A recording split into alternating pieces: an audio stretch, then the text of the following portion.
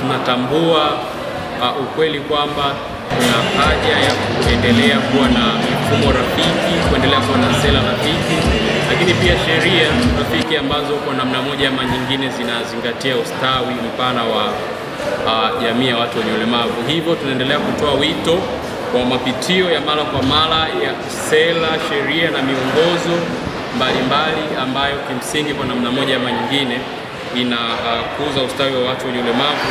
Serikali inatakiwa kwanza ambacho inafanya kuimarisha fursa, kwa sababu ni serikali, kuimarisha miongozo na sera ambazo jukumu la kuweza kutuhudumia watu wenye ulemavu litakuwa wanalisimamia, kwa maana ya kujenga uratibu.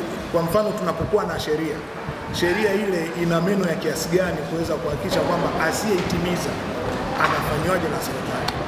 Lengo ni kuhamasisha popote panapotolewa huduma ziwe jumuishi, ziwe rafiki, ziwe fikivu, ziwe nufaisha wote, sisi huduma zote, ziwe huduma za afya, ziwe za elimu, ziwe za upatikanaji wa haki kule mahakamani na vyombo vingine.